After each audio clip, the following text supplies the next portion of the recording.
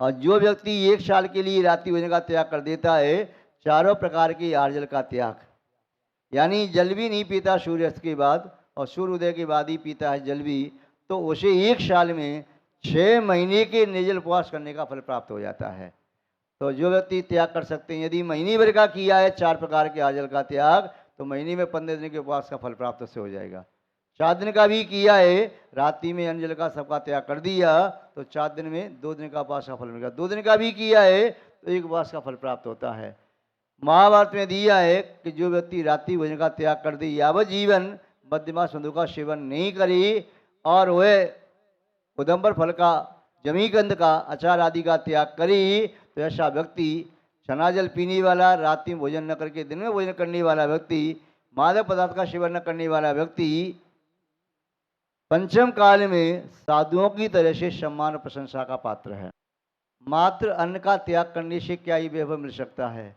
वैभव मिले या न मिले वो बात की चीज है, पर अन्न का भी त्याग कर दिया है तो कम से कम दुर्गति तो नहीं होगी। वह सामान विशेष नहीं तो सामान तो कुछ न कुछ प्राप्त करेगा ही, किंतु विशेष प्राप्त करना है तो फिर साधना पूरी ही करना चाहिए। शायद पद्म पुराण में प्रसंग आया है, जब लक्ष्मण जी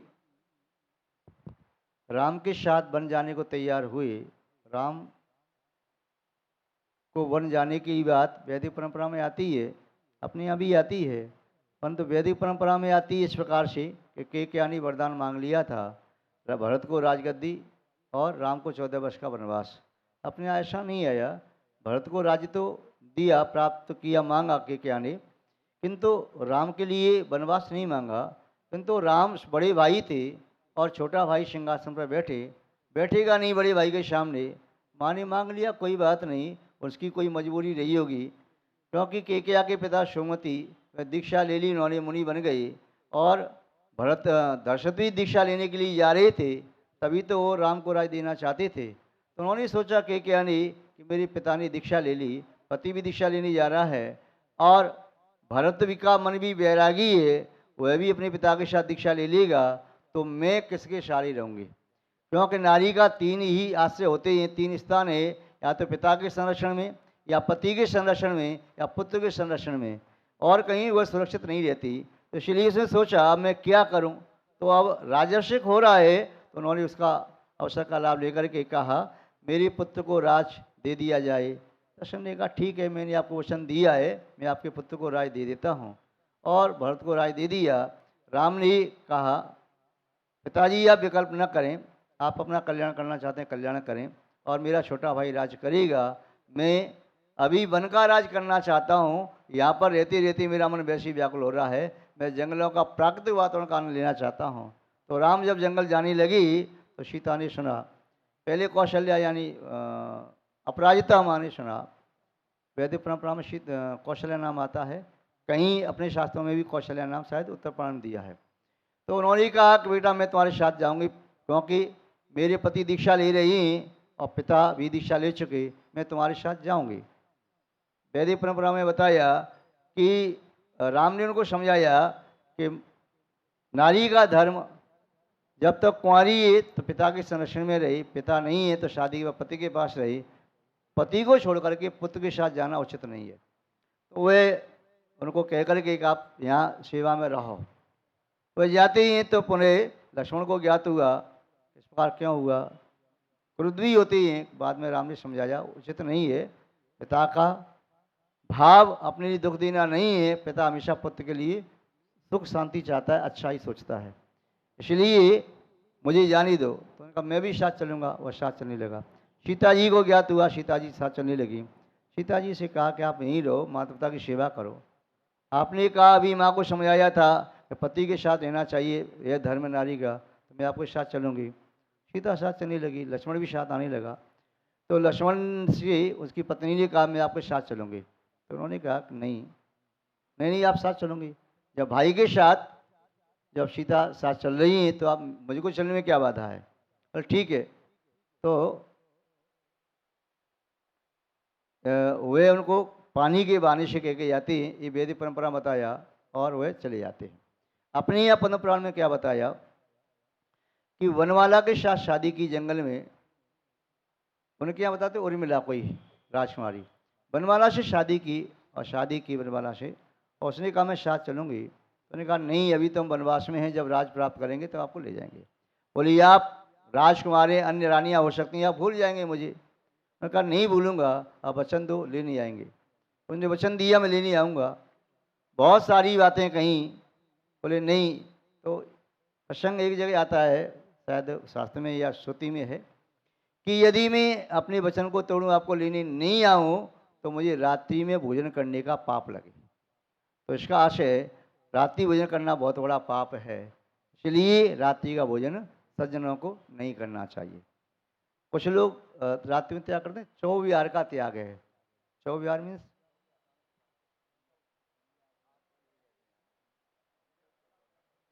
गुजराती शब्द है चौविहार, क्या अर्थ है इसका? एक व्यक्ति बोलो। चारों प्रकार की आहार का त्याग का नाम है चौविहार का त्याग। तो जो हमें आहार देते हैं चौविहार कहते हैं, तो इसका अर्थ यही है क्या? क्या अर्थ मुझे मालूम नहीं। चौकी में लोग कहते हैं कि चौविहार का त्याग है।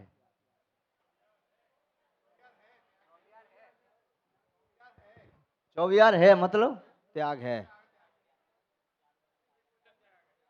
यदि वो कहते हैं आहार देते समय कि हमारा चौविहार है, तो इसका अर्थ समझे वो रात में भोजन करते हैं?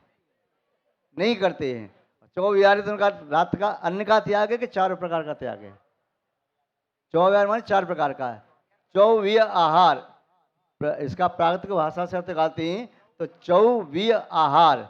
तो चौविहार माने चार प्रकार के आहार का त्याग है, खाद्य स्वाद लेय और पेय, यही है ना? ऐसा ही अर्थ है। तो ठीक है, हम अभी समझ नहीं पाते भाई एक अन्न का त्याग है या तीन प्रकार का त्याग है या क्या त्याग है। ये गुजराती शब्द है, जैसे बुंदेलखंड में चलता है ना अंथऊ। अंथऊ बोले, अंथऊ बोले हमारे अंथऊ नहीं करते, हम तो ब्यारी करते हैं और शाम को कर लेते हैं। राजस्थान में ब्यारी शब्द कहते हैं ब्यालू, ब्यारू, और यह कहते हैं चौविहार, शाम की भोजन। इसमें प्रसंग दिया है पूजपा साहब का सर का यहाँ पर श्लोक की टीका में, कि केवल रात्रि को ही रात्रि नहीं कहते, यहाँ कहा है कि सूर्यास्त होने के एक घड़ी पहले अप्रति श्रावक को अपना भोजन छोड़ देना चाहिए, और सूर्योदय के एक घड़ी बाद भोजन का कार्य प्रारंभ करना चाहिए। व्रतियों के लिए, देश व्रतियों के लिए 2 घड़ी पहले छोड़ देना चाहिए, और 1 घड़ी बाद या 2 घड़ी बाद प्रारंभ कर सकते हैं। मुनि महाराज 3 घड़ी पहले आहार छोड़ दें, और यदि सुबह जल्दी आहार लेना है तो 3 घड़ी बाद ही आहार, बल्कि 6 घड़ी बाद, क्योंकि आहार बनेगा भी तो सही, तो बाद में ऐसे लेना चाहिए। आचार्य पूजपा स्वामी ने कहा है कि दिन का 8वां भाग जब शेष रह जाए, 8 चौकड़ियाँ होते हैं, तो जो 8वां भाग शेष रह जाए तो वह भी रात्रि की भूमिका कहलाती है, उसे भी रात्रि कहते हैं। और रात्रि का अंत होने के उपरांत भी 1 घड़ी का समय या 2 घड़ी लिया तो वह भी रात्रि के दोष के समान माना जाता है। उस काल में यानी संधि काल में भी भोजन नहीं बनाना चाहिए, न भोजन करना चाहिए। नमोस्तु महाराज जी, नमोस्तु। रात्रि भोजन का त्याग तो है, मगर अच्छा माल दिखता है, काजू कतली, काजू बादाम पिस्ता दिखता है तो मन हो जाता है और वो हम खा लेते हैं, तो उसका दोष है। देखो और फिर इंद्रिय भी पश्चाताप ले लेते हैं कि फिर कल फिर से करूँगा, तो ऐसा चलेगा? ओ अपने भगवान जो हैं उनका, उन्हें क्या कहते हैं? जिनेन्द्र भगवान कहते हैं। जिनेन्द्र, जिनेन्द्र का अर्थ है इंद्रियों को जीतने वाले। तो हमने जो त्याग किया वह इंद्रिय जीतने के लिए त्याग किया है, और यदि इंद्रिय जीतेंगे तो पुण्य पूरा मिलेगा। और यदि आपने उसकी एवज में चलो रोटी कौन खाए, और जैसा आपने कहा काजू किशमिश की बर्फ़ी और कतली खा रही हो, या रबड़ी और सब कुछ खा रही हो, ठीक है, उससे ज़्यादा आपने वैसे ही खा लिया। तो त्याग करने का आशय है कि आपकी सहन शक्ति, सहनशीलता बढ़े, दिन में खूब खाओ। एक बार खा करके भी काम चलता है ऐसा नहीं है। कई व्यक्ति ऐसे नौकरी कर रहे हैं, लौट करके शाम को आते हैं, 8 बजे आते हैं, 9 बजे जाते हैं, वह एक बार भोजन करे वर्षों से, बोले महाराज रात में मैं करता नहीं, एक बार करना है, पेट भर के करना, काम चल रहा है, 10-12 साल हो गए, स्वास्थ्य भी ठीक रहता है, कोई फर्क नहीं पड़ रहा। और पानी भी पीना होता है तो ऑफिस में पानी पी लेता हूँ, दिन से ही पानी पीता हूँ। तो जो नियम का पालन करने वाला व्यक्ति है, जिसे अपने नियम को निभाना है, वह तो नियम को कैसे भी निभा सकता है, और जिसको नियम नहीं निभाना है उसके लिए तो समस्या है। विदेश में रहने वाले बालक आते हैं भारतवर्ष में, आहार देते हैं तो त्याग करते हैं, निभाते हैं विदेश में भी जा करके। तो जिन्हें नियम निभाना है वे संकल्प के साथ कितनी भी प्रतिकूलता आती है नियम निभा लेते हैं, और जिनका संकल्प शिथिल होता है तो फिर भी नियम को नहीं निभा पाते। आप लोग जो भी आपके संपर्क में ऐसे त्याग करने वाले व्यक्ति हैं उन्हें सांत्वना संबोधन दें कि भाई नियम निभाओ, संकल्प से निभाओ, निभ जाएगा, मजबूत रहो, उसको कच्चा मत करो, अरे टूट जाएगा तेरा चल नहीं पाएगा, नेगेटिव बात मत कहो, अन्यथा उसके अंदर नेगेटिविटी पहले भरी पड़ी है तो नियम ले ही नहीं पाएगा। उसे सकारात्मक ऊर्जा दोगे तो वह आगे बढ़ जाएगा संयम के क्षेत्र में।